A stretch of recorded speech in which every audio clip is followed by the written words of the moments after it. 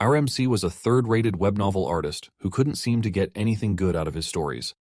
In the end, he overworks himself and dies. Suddenly, he finds himself in Hell, where he meets Yamaraja. Before RMC can get to rant, the King of Hell lets him know that he is one lucky dude because he arrived with a unique number, and as a reward, RMC is given the opportunity to make a wish, but he is not allowed to wish to be God, which is pretty obvious by the way. RMC then asks to be reincarnated into the world of a novel. The King of Hell agrees to this and asks him for a specific novel that he wants, aside from the ones he wrote himself. He racks his head to find one where he remembers the plot, and he picks a novel with a trashy name, I Became the Delinquent Underachiever of Hunter School. The king then gives him two more favors. His first favor is to be sent 2 years before the story actually begins, and the second is a wish to be handsome just like celebrities so he can finally get the chance to clap the girls. Our MC then has his soul transported into the body of Kang Shin-hyuk, who is obviously the trash dude. He failed his aptitude test, causing him to attend a regular school until another law was passed for him to get tested, and after honing his skills, he awakened as a hunter. Our MC realized that his second chance at life is about to get worse than the first, since he wasn't sent into the story's protagonist's body. Thanks to the memories that just surfaced, he remembers what kind of character Kang Shin-hyuk is. He's the homeroom teacher of the class next to the protagonist, who teaches swordsmanship.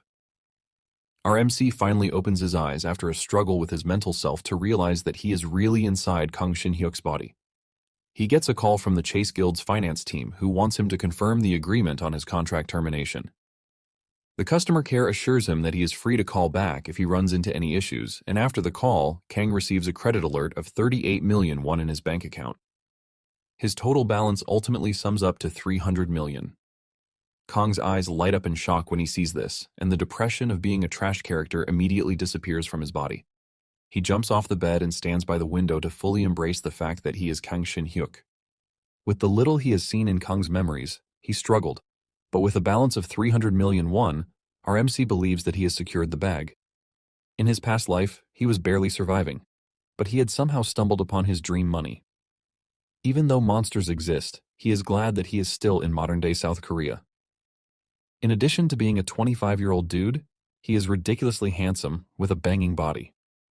He basically has everything that he can ask for, which is money, good abilities, handsome looks, and in the end he is very young.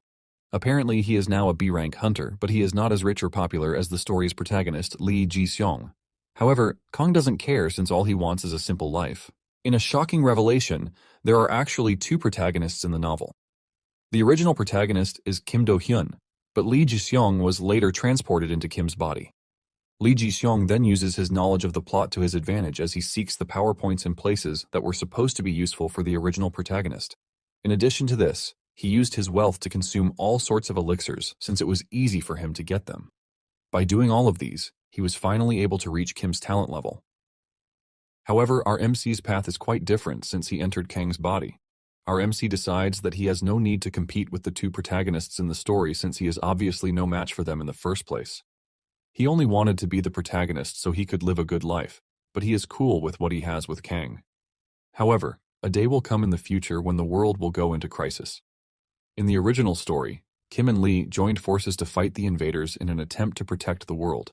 Now that he is a part of the story, Kang wonders if the two will be able to do it yet again, since they will turn out to be the last hope of humanity. Momentarily, Kang receives a text from the first hunter school informing him that he has been selected as the swordsmanship instructor.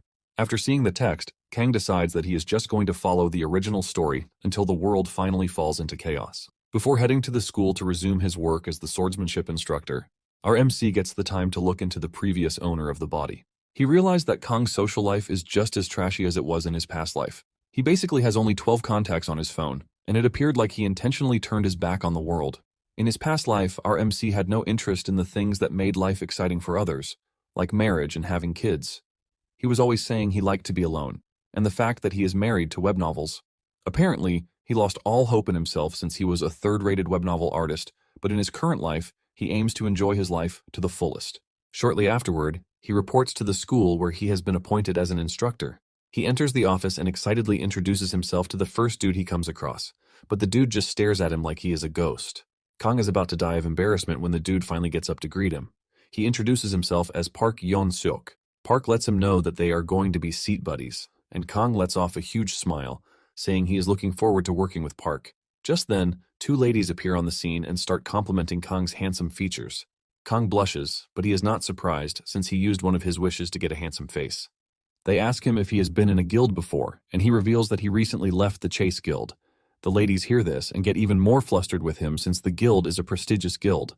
The ladies continue heaping praises on him until a green-haired dude, Jong Hyun-sik, shows up. He reveals that he teaches spearmanship for the second-year students. He adds that he was in the Hwarang Guild, and he is also a graduate of the 6th Hunter School. Jong then asks Kong which hunter school he is from since he appears to be a popular dude.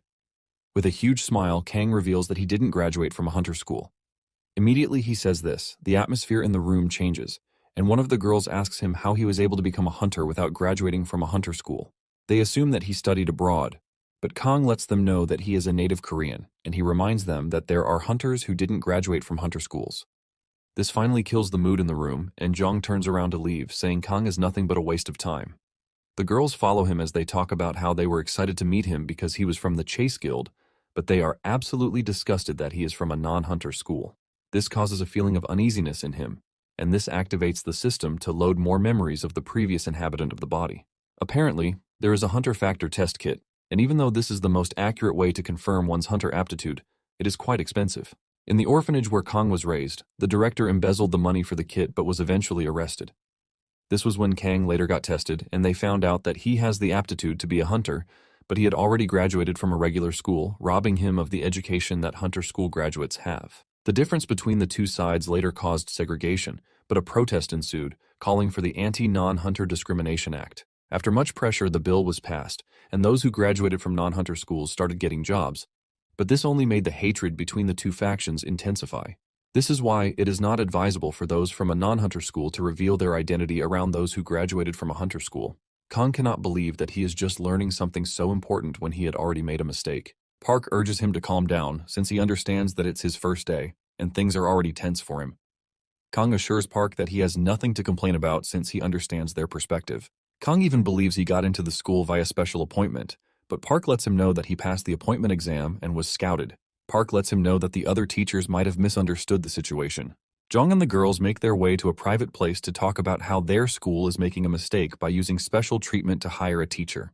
Jong believes that Kang lacks the skills to teach the first-year students swordsmanship. However, Jong believes that the school must have had a reason for assigning Kang to the first-year students. The trio figures out that Kang is from an orphanage since he didn't attend a hunter school. They admit that he is handsome, but he doesn't have the foundation to back it up. One of the ladies plans to tell the first-year students to look for a separate swordsmanship tutor, since Kang is nothing but a quack. Just then, Kong appears on the scene while they are busy making fun of him. Kong tries to soothe out the rough situation between them by revealing that he didn't get appointed to the school via special treatment. However, Jong is not ready to let the situation cool off, as he tells Kong that he is more concerned about the fact that he was not taught in a hunter school. Jong walks off, telling Kong to mind his business and stay in his lane, but lets him know that he is free to become friends with the general subject teachers. One of the ladies then mentions the fact that Kang is a B-rank hunter, but Jong believes that Kang pulled a trick to get himself the said rank. Jong then suggests that they engage in a duel of honor if Kong is not happy with the way he's been treated. Jong is confident about his abilities since he is about to become an A-rank hunter. It finally dawns on Kong why the former inhabitant of the body was an outcast and couldn't socialize with people. He was also a failure in his past life, and he starts to realize that they were both unfortunate characters. However, Kang is not ready to accept the terms of being a loser anymore, and he tells Jong that he is willing to fight him in the duel. Jong laughs when he hears this, and he believes that Kong is accepting the duel because his honor is bruised and the presence of the ladies too. Jong then decides that he will give Kong just one chance to back down, but Kang insists that he wants to take on Jong in a duel. Kang says he can't stand on the side and allow Jong to talk trash about him because he attended a regular school. Kang takes it a step further, telling Jong that he is free to accept the duel after he has been promoted to A rank. Jong smiles horribly like a character in a horror film as he reminds Kong that he is liable for whatever injury he sustains during the duel. Kong shuts him up by telling him that he is bold, and he suggests that they use the spear training ground for the duel a week from then. Kang then points to the two ladies, telling them that they are witnesses to the duel. Jong wonders why Kong is so confident in himself, but he urges him to start looking for another job because he will definitely lose his current job. Later that day, Kong heads to his classroom, leaving the students blown away at how handsome he is. Kong was initially worried about how he was going to teach the students, but the moment he held the sword, The memories of the previous owner started flooding in.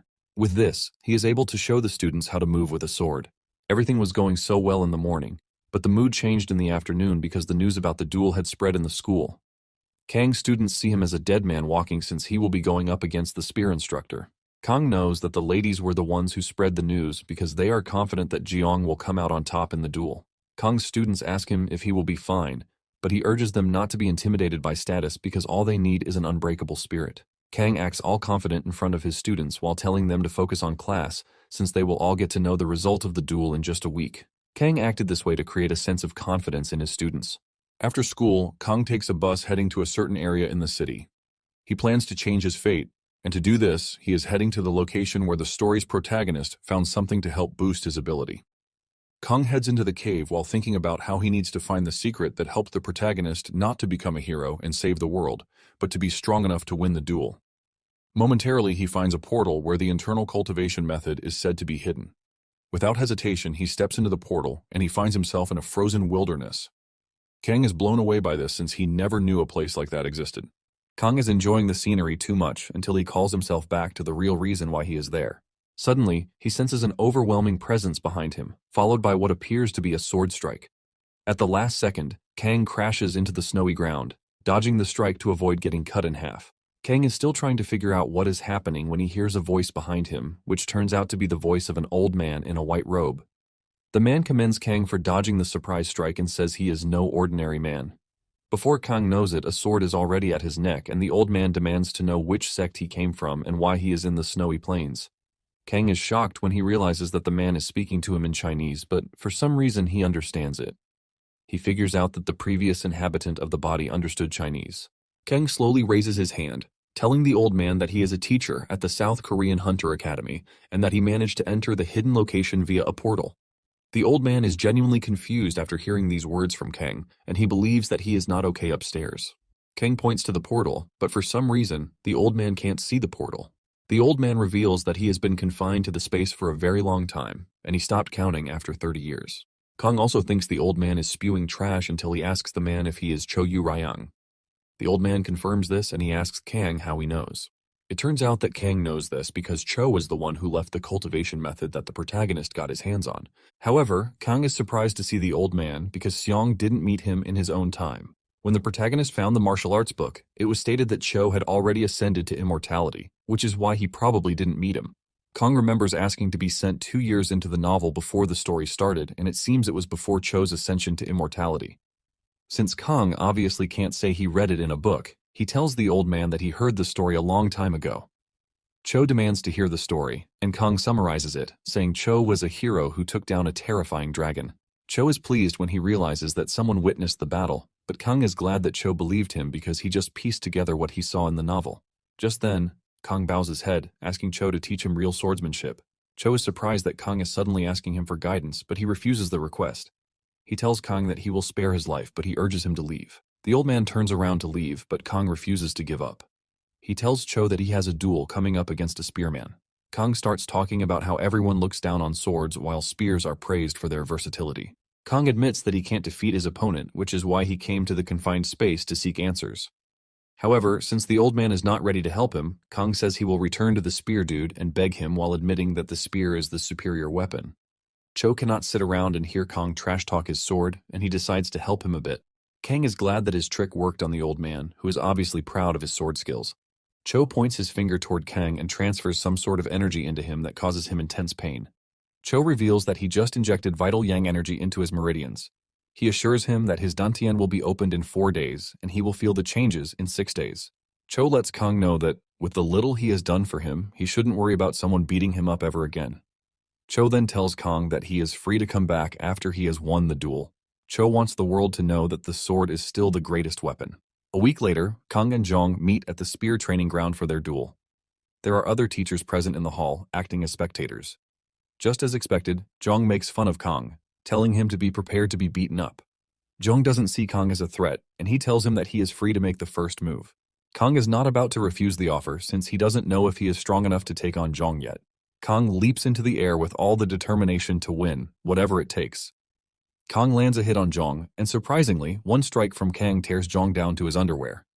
Everyone watching is shocked as they see Zhang crash to the ground and pass out cold. Even Kang is shocked to see this, and the referee declares him the winner. The referee then calls for an ambulance because Zhang is totally out of commission. Kang stands there in horror, wondering what old man Cho has done to him. Kang is still in thought when Park comes running over to check on him. Park talks about how impressed he is with the way Kang handled Zhang with just a single strike.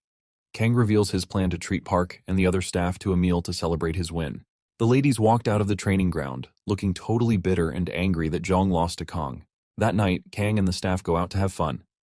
They drink a lot, but when Kang gets home, his body goes through a self-purification process, thanks to what the old man did to his body. Kang wakes up in shock as he realizes that whatever the old man did to him is well over the top. Because of this, he has no choice but to return to the hidden world. Kang also plans to give thanks to Cho for helping him out. Kang walks through the harsh, cold lands, wondering if Cho really can't leave the portal like he said. He finds the old man where he is busy meditating, and he asks Kang if he was able to defeat the spear user. Kang reveals that he was able to do so with just one strike, and Cho concludes that the spear user is pretty weak. However, Kang argues against this and says he needs clarification on things, which is why he came to see him. Kang asks Cho what he did to him, and the old man replies that all he did was open his dantian so he doesn't get beaten up. The old man asks Kang when he has been practicing martial arts. The old man becomes more interested in Kang, and he calls him forward to hear his story. It finally dawns on Kang that he got stronger all thanks to martial arts. He then tells the old man that he knows nothing about martial arts. Cho is shocked to hear this, and he mentions that there was some level of internal energy in his body, which accumulated on its own because Kang usually wields a sword. Kang knows that when it comes to martial arts novels, internal energy is accumulated through martial arts, but hunters are quite different. Kang then asks Cho if he knew the name of his country before he found himself in the portal. Cho replies that his country is Ming, and the moment he says this, Kang figures out why Cho knows nothing. This is because he came from an entirely different world. Kang then tells Cho that the world he knew before is gone because martial arts no longer exist on the outside. Cho is shocked to hear this, and Kang continues, saying a different power emerged, and because of this, martial arts slowly disappeared. Kang chooses to tell him this rather than tell Cho that he is from a different world. Cho believes Kang, as usual, and he reveals that he has lost track of time because he has been in the portal for so long. Kang then asks the old man if he is hungry because he brought food for him. He hands Cho a sweet wrap, and Cho makes the perfect meal after taking the sweet. Cho talks about how people were eating ginseng back then to prevent smallpox. Kang then reaches into his box to bring out a chocolate bar for the old man. He assures him that he works for the cold, and Cho decides to have a taste. He bites down on the chocolate bar, and this sends him into a mewing state just like before. Cho enjoys the chocolate bar so much that he asks for more from Kang. In no time, Cho has consumed all the junk food brought for him by Kang, and he admits that the food on the outside tastes very good. Kang then asks the old man how he has been managing his hunger since there is no sign of fruit or even animals in the area. Cho then reveals something shocking. He says that since he arrived in the hidden realm, he has not had the urge to eat because all he needs is just, and he is already fine. Kang realizes that he is in the presence of an insane martial artist and starts thinking of just running home. After Cho confirms that martial arts are gone and martial artists have been replaced by hunters, he reveals that he has been looking for a way to ascend to immortality. Since there are no martial arts in the outside world, Cho concludes that Kang is the only martial artist. Cho knows that Kang has felt what true power is, and he asks him how he plans to use the power. Kang rambles, talking about how he just wants to live normally and happily. Cho is shocked but impressed, and he finally asks for an introduction from him. Cho can sense the fact that Kang is not greedy, and he is also a teacher. Because of all of these good traits, Cho tells Kang that he is willing to take him as his disciple. In a shocking turn of events, Kang refuses the offer point blank. Cho is forced to ask again to know if he heard right or not. Kang maintains his answer, telling the old man that he has no intentions of getting stronger because he only wanted help to win in the duel, and he has gotten it. He wants to go back and start living a normal life. And when he says this, the old man realizes that he is not lying. Cho then tells him that he is free to leave because he wants to make preparations for his ascension. Kang then asks him how it is that he plans to ascend to the realm of immortals. Cho reveals that he has plans to reach there by reaching the peak of martial arts, and he has already done that. In addition, he can get there by building a virtue, but he has also done this by rendering help to Kang. He lets Kang know that all he needs is a bit more cultivation, and he is going to ascend. Since he is ascending, he doesn't see any reason to leave behind cultivation techniques or manuals. Kang is shocked to hear this, and Cho adds that he doesn't see a need to do that since there is going to be no one to read it. After all, there are no martial arts again in the outside world. Kang never expected this sudden turn of events, since Xiong won't get the techniques and martial arts secrets if Cho doesn't leave them behind. By doing this, Xiong won't be able to catch up to Kim, and Kim won't see any reason to push himself to get stronger. In the end, the world will end up in chaos and total destruction. Kang finally realizes that he has changed a major plot even though he was just trying to move on the sides. Kang immediately begs the old man to take him as his disciple, saying he didn't think well before making his decision. Cho is surprised to see Kang changing his mind, and Kang reveals that it would be a waste for Cho's martial arts to go to waste. Kang plans to learn the techniques so he can later relax and enjoy his life. To further convince the old man, Kang assures him that he is going to bring him loads of food. Cho then lets Kang know that his training will be much worse than before, and Kang assures the man that he is up for it. After the duel, the news went viral in the school about how Zhong was defeated and the fact that he wears SpongeBob underwear. All those he has looked down on used this as an opportunity to mock him on the group chat. Park obviously does not like Zhong, which is one of the reasons why he was satisfied with the way Kang beat him up. Kang's win also proved to some that those who graduated from regular schools also have skills. In addition, they are all happy about Kang's character because he didn't ask for a reward, but, unknown to them, he actually forgot to. However, Kang is pleased with the kind reception that he is getting from everyone in the school. Kang believes that with this, he is slowly getting closer to his dream life. Since he has already told Cho that he will be coming for training every weekend, Kang plans to enjoy life during the week. Kang enters his classroom to find his students in an upright position, and the moment he enters, they all salute him out of respect. The students assure him that they are going to remain confident, just like he advised them to. They have all heard about how Kang absolutely crushed Zhong, and Kang asks the students how they knew, since the staff were the only ones allowed to watch the fight. Apparently, one of the students has an older brother who is a teacher in the school, and he was the one who told them the story. Kang smiles before telling the kids to open their books and focus on the lecture. Kang is absolutely thrilled with the happy life that he is currently getting, and he plans to hold on to it. During lunch break, Kang heads to the cafeteria to collect food. The situation ultimately becomes awkward between him and the serving attendant as Kang asks for more portions of food than others. Kang gets to his table to eat while smiling because his plate is filled with different types of dishes. Kang is enjoying his meal when a lady suddenly appears, asking him if he is the Mr. Kang who teaches swordsmanship at the school. Kang confirms this, but he is more focused on the mountain of food that the lady has on her plate.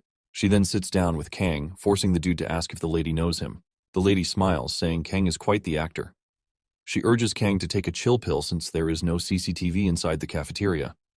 With the way she is talking to him, Kang can see that the lady actually knows him. However, he doesn't know why he can't recognize her since the memories of the previous inhabitant usually come flooding back if he runs into someone he knows. The lady then finally reveals her name when she realizes that Kang is acting totally clueless. She says her name is Siora, and the moment she says this, Kang finally realizes that she seems like a familiar person. He remembers that there is a particular choice Siora in the contacts on his phone. Siora smiles, believing that Kang already knows who she is. She says her appearance might be different because she slightly changed her look to match that of a teacher, since she is working at the school. While saying all of this, Siora is busy laughing, while Kang, on the other hand, is just wondering what is going on. Kang remembers that in the novel, Siora ends up becoming Xiong's homeroom teacher. Apparently, she is also an important character in the second volume because she's a member of the international criminal organization Antagonist. She is basically a villain in the book. Just then, more of Kang's previous memories start to flood in. Apparently, Antagonist, also called Antas, is an anti-hunter organization. They were responsible for the annihilation of countless hunters, which makes them the enemy of the International Hunter Alliance. However, this group is elusive, and they operate in the dark, which makes them really hard to capture. Siora notices that Kang is still tense, and she reminds him to calm down, saying there is no surveillance in the room. Kang obviously read the story to the end, but he doesn't remember the part where his character joined the criminal organization. Just then, the system informs him that a side story has just been unlocked. Basically, Kang is about to branch on a story that makes him an Antas assassin, and this shocks Kang to his bones. He remembers that he has no memories of Kang joining Antas, but then it suddenly dawns on him that the novel was finished, and the author mentioned in an interview that he was working on a side story. The system tells him that he can now view the prologue to the side story, and without hesitation, he quickly views it. It turns out that during his early days in the guild, he had a companion whose name was Chang Su. Chang Su was the one who reported the orphanage director and also rescued Kang. 2 years ago, the two were returning from a mission when another portal opened beside them and unleashed a barrage of monsters toward them. They requested backup, but because another team was also in an accident, the two didn't get the backup that they requested. Kang saw Changsu like an older brother and the only family he had, but Changsu had to sacrifice himself for Kang to live. After Changsu's death, the guild simply sent a report that they had no capacity to help. They claimed monsters had appeared in the city too, so they had to sacrifice the few to save the many. However, Kang was no fool, and he knew that everything was about factions. He and Changsu were both graduates of a regular school, and because of this, they were always pushed to the sides. Angered by this, Kang requested an overseas deployment, and he was sent to China. However, he returned to Korea after a year. When he started considering leaving the guild, he was approached by Seora, who suggested that he join Antas. This was basically what happened, and it turns out that Kang has his own backstory. After he was approached by Seora, he wasted no time joining, and he even started sending half of his income as a donation to Antas. Apparently, he once asked Seora out too, but he was turned down, and he tried to play it like a man by becoming friends with Seora. It turns out that he actually applied for the hunter school just so he could be near Seora. Our MC cannot believe that the previous Kang is so trash that he joined the organization not because of revenge, but because of Seora. Kang is still going through these memories when Seora asks him if he is okay. Still trembling from shock, he nervously answered that he was fine. Kang thought he was already having his life together, but he couldn't believe that he was suddenly a member of a crime syndicate. Seora then tells Kang that she is impressed that Kang was able to get himself hired by the school, since it is always a difficult thing to achieve. It turns out that Kang actually passed the exam on the first try, which shows how much he really liked the girl. Sora then asks Kang how he has been settling in school, and he replies that he has been coping. Sora mentions that she was hurt when she found out that Kang had gotten into the school without telling her. Kang simply replies that things were hectic, which is why he didn't. Sora then asks Kang why he didn't send any donation for the current month. Kang hears this, and realizes that he can't keep sending money to the organization unless he plans to suffer after his retirement. Seora is shocked when Kang tells her that he no longer has intentions of sending donations. However, Seora is not pissed since Kang has given a lot of money in the past. In addition, Kang is now a teacher who earns little, and they can't expect him to donate out of the little. Seora reveals that all donations are basically voluntary, and when our MC hears this, he can't believe just how trash Kang was. Seora then tells Kang that there is the possibility that his rankings have also risen since he defeated a B-rank hunter. Seora smiles at Kang, telling him that she wants them to change the world together, but Kang sees this as a clear invitation to destroy the world. Unlike other criminal organizations, Antas has a rule about not touching civilians or the innocent. In addition, they are not even allowed to touch hunter school students unless it is a desperate situation. Kang figures out that Seora's role in the organization most likely revolves around the recruitment of students. However, this is the only stuff he knows because of what he read in the novel. He wonders if there are any other secrets that are hidden in the side story. Kang then asks Seora what his mission is, and the lady tells him to just focus on adjusting to school life. She urges him to make some friends along the way too. Kang then requests more details, claiming that he wants to know more so he can make plans. Seora stands up to leave and tells Kang that they will have to meet regularly if he wants more details. She suggests that they meet on the last Tuesday of every month. Kang wonders why she picked Tuesdays, and Seora reveals that there are usually no office dinners on Tuesdays, so they can grab dinner then. With this, Seora leaves. By the weekend, Kang resumes his training with Cho. Because he is impressed with Kang's growth, Cho decided to write a secret manual to help guide his inner energy circulation with his martial arts techniques.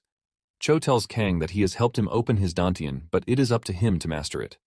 Cho lets him know that he has to engage in a practice where he circulates internal energy through his entire body every day to properly get the hang of it. Kang focuses on meditation instead of giving a reply, and this earns him a punch to the head. He screams in pain while telling the old man that he is disturbing his focus. However, Cho says Kang is not focusing in the first place because he can clearly see that he is troubled from the way his inner energy is flowing. Kang is surprised to see that the old man can sense his worries just from his energy flow, and Cho mentions that the energy flow is just like breathing. Cho then tells Kang that he is free to tell him whatever is on his mind because he is open to help. Kang then asks the old man if he looks like a good person or a bad person. Cho simply replies that it is up to him to do good or bad, since only those with power are the ones worrying about this. He tells Kang that losers in war are always considered the bad guys since they are dead and can't tell their own side of the story. Cho mentions that good or bad are nothing but illusions without power, because those who were involved in the Great War between good and evil blood cultists all suffered early deaths. After giving out his word of wisdom, Cho asks Kang if it was helpful, and he says yes. Cho then demands that Kang fetch him a chocolate bar. The last line from Cho's advice got to Kang because it doesn't matter if he is on the good or bad side. As long as he is involved, he risks dying in the war. Kang is someone who just wants to make money and enjoy his life, and this basically contradicts that. This causes Kang to request a meeting with Seora. Seora is surprised that Kang is already calling for another meeting when they already made plans that they were going to meet at the end of the month. With a serious face, Kang tells Seora that he has something to tell her. He asks Seora if he is free to quit Antas, but this immediately sparks a scary reaction from Seora, who rushes toward Kang's head with a fork. Everyone present in the restaurant is shocked when they see this. They immediately start assuming that Kang cheated on his girlfriend. Kang was already expecting a crazy reaction, but he didn't know Seora would take it a bit further. Seora then demands further explanation of what Kang said. Kang promises to explain, but suggests that they leave the restaurant since there is already too much attention on them. Kang says they should head to his car because he has things that he wants to show her. Momentarily, the two enter his vehicle and they start driving to Incheon. Seora asks the dude why they are driving to Incheon, and he says he needs to show Seora something because words alone will not cut it. Seora still has the fork on Kang's neck, telling him that he has to explain what he said in the restaurant. Kang then mentions that he joined Antas because of the discrimination against non-hunter school graduates. However, he believes that things have started changing. Seora laughs at Kang for believing things have changed just because he won a duel. Kang says he is not 100% sure, but he can see a possibility. Kang says he wants to do things by himself without involving Antas, since Antas's way of doing things is a bit extreme. Kang says there is a lot about Antas that doesn't align with what he wants, like the terrorism and the way they kill people without thinking twice. Seora then mentions that not all the terror attacks were caused by Antas because some were pinned on them by the government. She then adds that everyone who died deserved it. Kang argues with the lady, saying no one deserves to die. Seora is pissed that Kang is worried about the missions when he isn't the one carrying them out. Kang admits that he is scared, and he urges Seora to put down the fork. Seora then withdraws a bit, but there is already a mark on his neck. Kang already knows that it is not going to be easy to leave a criminal organization, but he has already come prepared. Kang then tells Seora to search the news about the Hunter Management Agency Deputy Director Min Young-seok's assassination. Apparently, Min Young-seok embezzled tens of billions. Kang admits the dude deserved to die, but he doesn't think his driver and the two other passengers who were involved in the truck collision actually deserved to die. The driver lost his wife in his early life, and he lived alone with his daughter. It turns out that he wasn't even a full-time employee, but a contracted driver with the management agency, and he ended up dying, leaving his daughter without parents. Kang then asks Seora if the driver was involved in Min Young-seok's corruption. Seora calmly replies that he wasn't. Apparently in the book, the driver's daughter is Lee Soa, and she is still going to play a huge role in the story when she gets entangled with the protagonist. Kang reminds Seora that after Min Young was killed, some praised Antas for exposing his corrupt practices, but the driver was buried on the side. Seora is surprised to hear this, and she claims that there must have been a mistake because the rules clearly state that they can't touch civilians. Kang laughs when he hears this, and he asks Seora if she thinks the driver is the only civilian who has died just because they were near an Antas target. Seora holds her head in pain and frustration when she hears this. She knows the answer to this deep down, but she has been ignoring it. Kang is glad that he is able to get through to her, and he believes that things might be easy going forward. Suddenly, Seora changes the conversation, asking Kang if he has any idea why she turned down his proposal. Kang replies that it is a bit late for that, but Seora returns the fork to his neck, telling him to listen to what she has to say. Seora mentions that both her parents died in the Great Portal accident that happened 15 years ago. This was when she was still very young. Kang is shocked to hear this since it wasn't in the novel, and he concludes that it is going to be a part of the side story. Kang admits that Seora must have gone through a hard time, but he still doesn't see how that connects with her rejecting his proposal. Seora pushes the fork further into his neck, causing him to start pleading, and he assures her that he's going to stay quiet. Seora reveals that the portals that appeared in her neighborhood had the highest rating. There were 4 D-rank portals and 2 C-rank portals. This was obviously the area that needed the most help, and it was also close to the association, but no hunter came to the rescue. However, dozens of hunters were sent to the rich neighborhoods where only F-rank portals had opened. Kang is surprised to hear this since it is supposed to be a major incident, but he doesn't remember reading it in the novel. Seora then mentions that the incident was reported by the media. Those rich people who got protection were the ones who covered it up with money. Seora admits that she never would have known if she had never dug to find out the truth. Kang finally realizes that Seora might have gone to a hunter school, but this was the turning point, and this is why she ended up in Antas. In tears, Seora says she wanted to explain why she rejected him, but all she has said so far is about her parents. Seora then admits that she actually liked Kang, but she can't push aside her feelings for revenge until she has done what is right by her parents. Seora wants Kang to propose to her again after she has gotten her revenge. Kang simply holds out his head in the car, wondering if there is any parent who would want their child to join a terrorist organization because of revenge. Kang knows that the former inhabitant of the body would have helped Sora get his revenge, but he is a totally different person who has no emotional attachment to Sora. Kang knows that his life will be much better if he just walks away, since he already knows the future thanks to reading the novel. Kang is already thinking of cutting Sora off so he can enjoy his life when he suddenly senses the old Kang touching him on the shoulder, asking our MC for help. Kang is totally lost in this that he almost runs into another car until Sora calls back his attention to the road. Sora believes that Kang is under pressure because there is a fork to his neck, and she promises to put it down. However, Kang is still rattled by what he saw, and he asks Sora if she knows who she is supposed to get revenge on. Sora is shocked by the question, and she asks Kang if he has changed his mind, but Kang urges her to just answer the damn question. Sora then reveals that the director of the Hunter Management Agency back then was Kim In-hak. However, she is confident that he didn't give the orders alone. Kang then tells Sora that Kim would have gotten even more powerful at the moment than he was back then, since he was already a director 15 years ago. Sora then asks Kang if he is taking back his decision to quit, but Kang says no. He still has intentions of quitting, but he wants to personally help Sora. Sora is confused, and she asks Kang how he plans to help her since it's a difficult task for Antas themselves. Kim is not just someone that they can easily get to, and Kang assures Sora that it might currently be difficult, but it will become easy later. Apparently, Kim is now a congressman, and he kept rising in the ranks until the protagonist finally stepped in. On the other hand, Sora was exposed as an agent for Antas, and she was arrested. Even though she wasn't sentenced to death, she got life imprisonment without parole. Basically, everything happened 3 years from now in the current timeline. Since Kang already knows everything, he tells Sora that Antas will not help her get revenge. Sora wants to know how Kang knows this, but Kang has no way of telling her unless he shows her. Kang then gives Sora one condition too. He says he will help her, but she has to leave Antas with him. Sora is shocked to hear this, and she tells Kang that there is no way she's going to get revenge without Antas. Kang argues with Sora, telling her that she will understand everything once they arrive at the location he is taking them to. Apparently they are on their way to Antas's source of funding, where they sell drugs. Momentarily they arrive at what seems to be a clothing store. This is Kang's first time coming there, but he knows that the clothing brand is just a cover-up for what they are actually doing behind the scenes. Basically, the store is Antas China's drug distribution in Korea.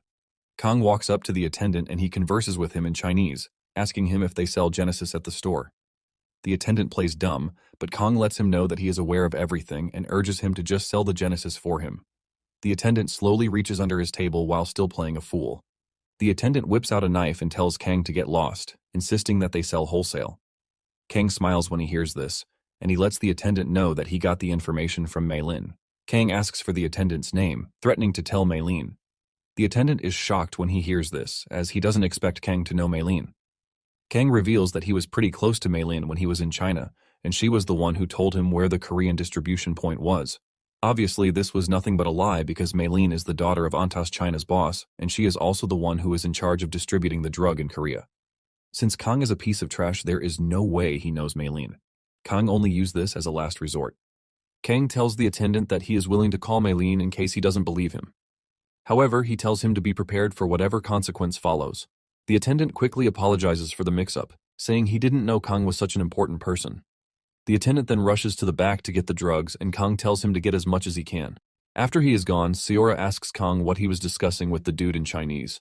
Kang then tells Sora that they came to buy drugs, but he knows she will not believe him unless she sees for herself. Kang lets Sora know that they are in a store that distributes drugs for Antas.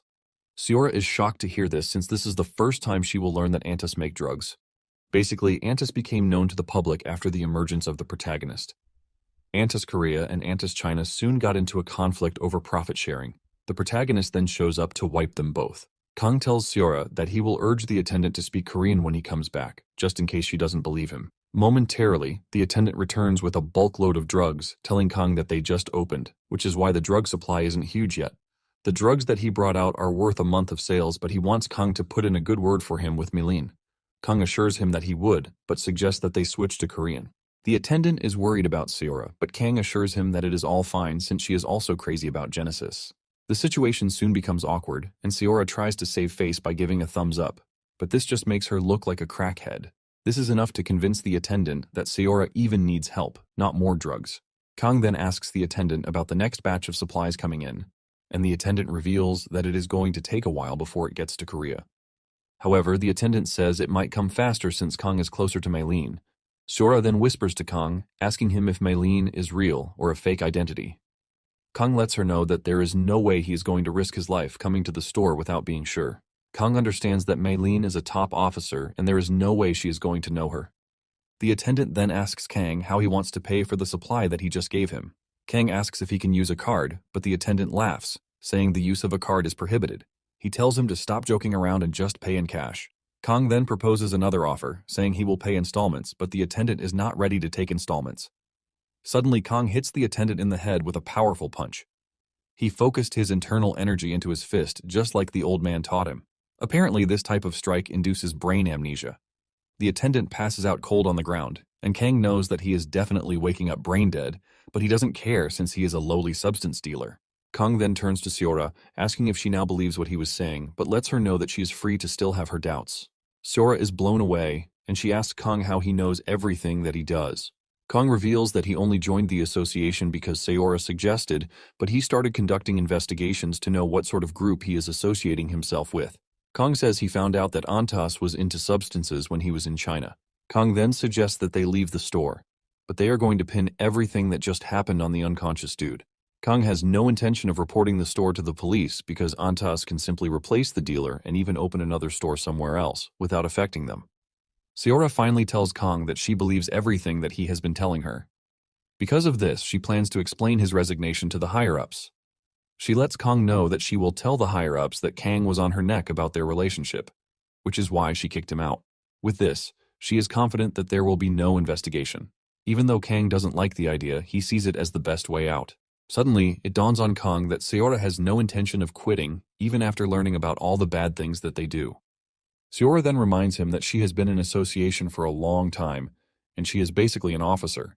She already knows a lot, and they won't just allow her to quit. Kang finally understands what Sora is saying. He is not more than a newbie in the association, while Sora is deeply rooted with them.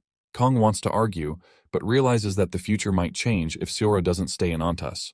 He decides to let Sora stay in Antas until the protagonist discovers the crime syndicate.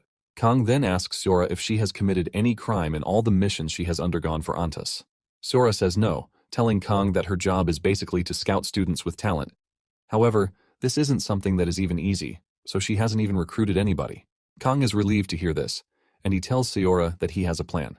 He wants Sora to be a double agent. Sora is stunned when she hears this, and Kang lets her know that this is a way to protect her, just in case they finally discard her. Kang tells Sora that she will collect Antas' secrets and give them to the police. When it comes to going on missions for Antas, she will basically do trash missions for them. By being a double agent, she is not going to have any charges against her. Sora then says she has nothing that she can tell the police, but Kang lets her know that even minor info would be helpful. He then assures Sora that he is going to testify for her just in case she gets in trouble. Kang then adds that Sora should be careful in trusting him because he will definitely cut her off if things go south. Sora smiles and concludes that Kang obviously likes her. Kang, on the other hand, looks at her disgustingly, telling Sora that she is free to think whatever she wants. Kang then tells her to head back to Seoul by herself because he has something he needs to attend to. Even after hearing this, Sora believes that Kang is just playing hard to get. After leaving Sora, Kang heads to the Hidden Realm to see the old man. Cho notices that Kang came late, and he asks him if he was able to sort out the issue troubling him. Kang says yes while thanking Cho for his advice. Cho lets him know that he is going to be punished for coming late, but Kang already has something planned for the old man. He tells him that he branched out in Chinatown before coming, and he brought some bamboo leaf liquor. He then tells the old man that he is free not to drink it since they are planning to drink. However, the old man cannot resist the liquor, and he immediately suggests that they take the day off. Moments later, Cho is enjoying the drink with Tofu while praising Kang. He asks him how he figured out that he was from Sichuan. Kang cannot believe that the old man who was scolding him some moments ago is basically enjoying the liquor he served him. The old man then says he was only worried because Kang was later than usual. Cho then asks Kang why he has suddenly changed because he was slacking off in training, but now he wants to train harder. While Cho is busy enjoying himself, Kang is swinging his sword around, practicing his moves. Kang claims that the drink was just a kind gesture to appreciate the man for advising him. Kang is ready to train his heart out because he knows that his decision to help Sora will have powerful people coming after him. It is obvious that there was no section in the novel where Sora became a double agent. Kang is also aware that he is already strong enough to fight an A-rank hunter, but he knows that he is going to end up dead if he goes up against a high-ranking Antas official like Mei-Lin. Kang smiles when he remembers that he is just a B-rank swordsmanship instructor who has no business helping people. Apparently, the protagonist, Seong, only stumbled upon a manual and was able to get stronger after several training sessions and elixir consumption. Kang, on the other hand, is lucky to have had his dantian opened by a swords grandmaster. While Kang is still practicing, Cho is busy eating, commending the delicious tofu. Since Cho is a really powerful swordsman, Kang figures out that he is going to be able to protect himself if he receives constant training from the old man. Just then, Cho calls on Kang, telling him that they have run out of ramen, and he likes it. He also tells him to buy another delicious food ingredient, but this is just getting on Kang's nerves. However, he maintains his cool because Cho is the strongest dude in the world. Kang then tells Cho that he will buy more of the things that he likes when coming back, but the old man just keeps adding more to the list. Kang agrees to get him everything that he wants and continues his training, but the old man's eating won't stop affecting him. Every aroma keeps passing by his nose, and when he finally can't take it anymore, he is forced to speak out, telling the old man to stop eating too much. The old man doesn't care and even asks Kang if he is willing to join him. Kang then reveals that he missed eating, which is why he is taking his time to enjoy the food. Cho soon gets mad about Kang's nagging him, and he punches him in the head. Cho says he is finally getting his sense of taste back after years. Cho admits that he likes the fact that Kang is showing motivation, but lets him know that rushing things will turn out badly for him. Kang then screams at the man, saying he appears to be uninterested in his training. Cho lets Kang know that he is doing pretty well on his own. The old man adds that he is destined for greatness, but tells him that he can't get there by rushing. However, Kang doesn't see himself improving because he has been training for a month. Cho argues, saying Kang can't see the difference because he is genuinely good at it. Cho is more surprised by the fact that Kang is not eager to get stronger. Kang scolds the old man, saying he is more interested in his ramen than in his training stance. Kang then demands that the old man give him some shortcuts if he is not ready to teach him properly. This only earns him another punch to the head. Cho scolds him for asking for shortcuts already when he basically just started training. Kang rolls on the snow in pain while Cho asks him if he is planning to conquer the world, which is why he wants to get stronger. Kang stares at the old man disgustingly, and the man threatens to punch him again. Cho mentions that martial arts is not something to learn by rushing. Just then, Kang decides to resort to something drastic. He tells the old man that he won't be able to buy any more ramen because the prices have gone up. Cho is stunned to see that the dude is actually threatening him. Kang replies that he is not threatening him but laying out the real situation of things. He then adds that he might not be able to buy the ones that the old man likes again. Basically, Kang says that everything he is buying for the old man has gone up, and he won't be able to buy them. This is able to get to Cho, who is not ready to lose all the ramen and delicious food that he has been getting from Kang. Cho falls for Kang's threats as he tells him that he will start teaching him diligently and also appreciate everything he is buying for him. After hearing this, Kang says he will also make an effort to get Cho the things that he likes. Cho then suggests that they continue training, but tells him that he is not to be blamed for the intensity of the training. Kang doesn't care as long as he receives the best training. The next day, Kang gets a text from Seora, telling him that everything has been sorted. Kang is pleased to hear this, but at the same time he is worried that his previous self might have left behind more problems for him.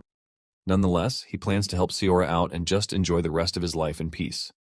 Just then, two sisters, who are twins, show up to his office. Kang is shocked and he asks the girls if they are not going for lunch. The two reveal that they are going, but they want Kang to join them for lunch before heading to the auditorium. Kang is surprised by this as he wonders why he needs to go to the auditorium. The sisters then remind Kang of what the vice principal said during the morning assembly. Apparently, Kang has an interview for the school's new YouTube channel. It finally dawns on Kang that the girls are telling the truth, but he was so busy that he totally forgot. Since Kang is the best-looking teacher, he is picked for the first interview. Kang is not entirely pleased with the interview, and the girls tell him that he might actually get a bonus if everything goes well. Kang admits that the girls are actually right. They hand him a note containing the questions that he will be asked during the interview. They urge him to go through the questions beforehand. Apparently, the school principal will also be reviewing everything before it is uploaded, showing just how official everything is. After telling him everything he needs to know, the girls prepare to leave. But before they do, they tell Kang that there is one more thing he needs to know. Apparently, the student council president will also be present for the interview. The girl says they are going to stick to the questions for the most part of the interview, but the president has a weird personality and might just come up with strange, unplanned questions. Kang is not worried about any strange questions as long as they don't ask him about his love life. The twins let him know that he doesn't have anything to worry about when it comes to that, but they urge him to give a signal if he is uncomfortable so that they can cut the video. Kang is glad to hear this, and he urges the girls to do right by him. Since he knows what sort of people council presidents always turn out to be, He is looking forward to what the current council president will be like.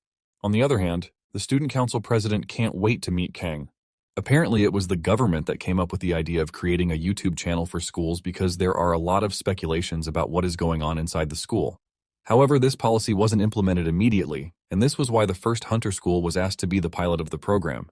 Since there was no mention of the idea in the novel, Kang thought it would not stand. He can't believe how bad his luck is to be the one to grant the first interview. Kang soon enters the room where the recording will take place. He meets the technology teacher, Min Ji-hye, in the room. Min will be the one to edit the interview, and Kang can see how nervous she is. Kang lets him know that it is going to be his first interview too, so he is pretty nervous. Kang commends Min for having the knowledge on how to edit a video. Min then reveals that she really doesn't know how to, but the principal pushed the idea to her since she is the tech teacher. Min mentions that since she is not getting paid to do it, she's going to do a rush job and just head back home. She also knows that they obviously might not give her a bonus if it gets tons of views. The twins then tell Kang that the camera is ready. And just then, the student council president also shows up. Kang takes his time to stare at the president, whose name is Kim Se-jin. At the same time, Kim Se-jin is busy observing just how handsome and tall Kang is. Kang is also impressed by Kim's appearance, as she appears to be someone with confidence. He wonders why someone as amazing as the student council president wasn't mentioned in the novel. Kim then walks up to Kang to compliment him on how handsome he is. Kim says the video will obviously get a positive review, which is why she can't wait to work with Kang. Kang is blown away by Kim's social skills, unlike what the twins told him. Momentarily, they shot the interview, and it was a success. The girls wish that they could get more minutes with Kang, but they know that they have no choice but to release him. Kang also says he is disappointed that the interview is over. However, he reveals that he plans on requesting overtime pay from the school. When the girls act surprised about this, Kang quickly changes it up, saying he is only joking. On the other hand, Min says she would definitely request overtime pay. Suddenly, Kim Se-jin tells Kang that it would be disappointing for the viewers if the interview ended where they stopped. Kim Se-jin then throws in something shocking. She asks Kang for a sparring match. The tech teacher tries to cut this off, reminding Kim Se-jin that she made the request out of the blue. Even the twins admit that the request is too sudden. Kang cannot believe that they are about to wrap things up before Kim Se-jin comes out with a sudden request. It starts to dawn on him that this might be the eccentric character that the twins were talking about. One of the twins tried to tell Kim that they didn't tell the teacher anything beforehand, but Kim argues that since the teacher said he is disappointed with the way it ended, she only wanted a way to show the viewers more. Kim apologizes for coming out suddenly, but reveals that she is someone who enjoys sparring a lot. Since Kang's subject is swordsmanship, Kim doesn't mind. Kang can sense that Kim Se-jin is making the request out of genuine love for what she likes with no malicious intent. The twins are about to close everything up when Kang reveals that he is up for sparring. The twins remind him that there was no initial request, but Kang lets them know that it is all fine. However, he wants to know if there are swords that they can use. Kim Se-jin quickly cuts in, saying she brought training steel swords that they can use. The twins are shocked to hear this, and they ask her when she got the swords. Kim Se-jin mentions that she brought them just in case Kang says yes to her request. Kang knows deep down that he is still a student himself, even though he has the muscle memory to use a sword. While they are preparing for the sparring match, the tech teacher is ultimately furious that she will be later than she even expected.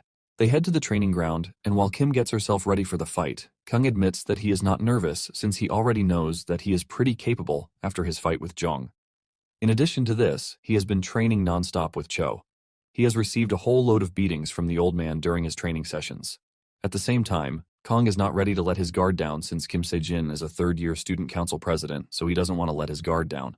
Kang is looking at Kim Se-jin like she is at the level of a hunter. Kang then tells Kim Se-jin that he will be giving her the first move. Kim Se-jin happily accepts the offer and dashes toward Kang at great speed. Even Kang is impressed with Kim's speed because she is obviously faster than the first-year students, and she is also using a unique technique. Kang is surprised that the girl is not attacking with a middle or diagonal slash, but has opted to use a thrust. Kang concludes that Kim Se-jin is confident in her skills. Kang easily dodges the attack, and he is even more surprised that Kim doesn't panic like every other student would. Instead, Kim tries an upward slash, but Kang dodges this too. Even after this, Kim continues swinging her sword to try to take down the teacher, but he dodges everything. Kim is forced to ask Kang how long he plans to keep dodging her strikes. Basically, Kang has learned a lot of dodging techniques during his gruesome training with the old man. The old man held a grudge because he threatened to take away his food, and he beat the crap out of him. Kang is able to dodge everything Kim is throwing at him thanks to this. Kang even has the time to lecture Kim, telling her that she is so focused on her attacks, which is why she is leaning forward too much. Kim then argues that she hasn't shown the teacher everything she has yet. She swings very hard at Kang, but he dodges it easily and appears behind her, telling her that she is wide open and would be easily taken out. Kang remembers how Cho was just beating him left and right like he owed him money. The more he remembers what he suffered at the hands of the old man, the more pissed he is. He thinks of taking away some of his ramen, but he quickly realizes that this will only make Cho even crazier. Kang then points out another error that the student council president is making. He tells her that she is going to get tired quickly by putting too much force into her hands and arms. He urges her to learn how to use her entire body to improve her attacks. The moment Kang says this, Kim changes her stance, shocking Kang. He can't believe that she quickly put what he just said into use by readjusting the grip on her sword. Kang is blown away, as he wonders if being special is what differentiates her from the other students. Kang then places his sword in his left hand and tells Kim Se-jin that he is about to get serious with her. Meanwhile, the tech teacher is still furious that she is running later than usual. Just as Kang is about to make his move, Kim stops him. Kang is surprised, and he asks her if something is wrong, but she says no. She asks Kang if he doesn't mind her using some mana. She promises not to use the mana on her weapon, but Kang is just impressed that Kim already knows how to use mana. Kim Se-jin reveals that from the end of the second year, they are allowed to join field training at the portal sites. Kim Se-jin mentions that she just started using mana. Kang is actually aware of what Kim just said. Before their graduation, the students visit low-level portals. There is usually a teacher with them or sometimes a hunter sent by the government. Kang is very impressed that the girl can use mana even if it is a little. Kang figures out that the girl probably noticed the difference in speed as he was about to move, which is why she requested to use mana. This further creates a level of curiosity in Kang as he wants to know how skilled Kim is. Kang then tells Kim that she is free to use the mana. Kim is glad that she is finally getting to use mana because she wasn't able to when she trained with Jung. Kim sees the sparring session as her best opportunity to feel the mana and handle it. Kim dashes toward Kang at a speed greater than before. Kang manages to block her attack, but he realizes that his hand has gone numb from blocking the attack without using any internal energy. Kang is even more surprised that Kim didn't put mana into her weapon, but only used it to boost her physical strength. Kang is forced to move from where he is, and he is pretty impressed that Kim got really strong from just basic training. Apparently, when fighting monsters, the body naturally absorbs mana. However, the mana doesn't keep growing because everyone has a limit at which their mana stops accumulating due to their level of talent. Kang learned from Cho that mana is just raw, unrefined internal energy, and because of this, Kang had already converted all the mana he met in his body into internal energy. He basically cannot use mana anymore, but what he has is more efficient. Since he is a teacher and he has a pride to uphold, Kang decides that he is not going to use mana against Kim. Kang continues dodging her attacks until he finally figures out her rhythm. Basically, hunter-style swordsmanship is just too direct. This is basically because they are mostly fighting monsters that have no intelligence, which is why low-ranked hunters get wiped out by monsters that use their brains. Just as he expected, Kim Se-jin starts to slow down as she gets tired with every strike. Kang can now figure out her next move, which is a diagonal slash. However, Kim changes things up at the last minute by trying to counter with a reverse grip coupled with a thrust. Kang commends her for the impromptu technique, but he easily dodges and trips her. He tells her that she was already too close for her to effectively land the thrust. Kim loses her balance and crashes to the ground with no way to pull herself back up. This shocks the twins and the teacher. Kim's knee turns bright red from hitting it on the ground, and Kang holds his sword to her neck to officially concede defeat. Kang notices that Kim Se-jin is pretty sad about losing the match, which shows how competitive she is. Kang then tells her that she actually fought well during the match, which makes her worthy of being the student council president. Kang then tells her that the only downside to her skills is that her technique is repetitive. Kang admits that by using her mana, she was able to boost her strength, but he urges her not to rely on this alone. He tells her to mix up her sword techniques too. Kang then helps her up, and Kim thanks him for the help and advice. One of the twins notices that the tech teacher is really pissed, and when she asks him what the problem is, she reveals that the video is definitely going to blow up. 1 week after the video was uploaded, Kang's life got even more stressful. Kang finds himself signing autographs for his students. Kang tries telling them that he doesn't have a signature, but they urge him to scribble whatever he can on the note given to him. Apparently, the video that was uploaded got totally viral. Kang is forced to sign a bunch of autographs before finally getting his students to start learning for the day. Kang is pissed that the video might have gone viral, but he is not getting anything in return for it. The video had made the school channel rack up over 250,000 subscribers, and the video also has over 1 million views. It finally dawns on Kang that the internet is a wild place. All those who are watching the video or who have watched it enjoy every bit of it. The fight between Kang and Kim made some feel like it was a fight between two world-class hunters. They are blown away by the fact that Kang didn't use mana during the fight, and he was able to stand toe-to-toe with Kim. Apparently, Kim Se-jin is a big deal since she is a two-time martial arts champion. People were already speculating that she would be given an A rank once she graduates.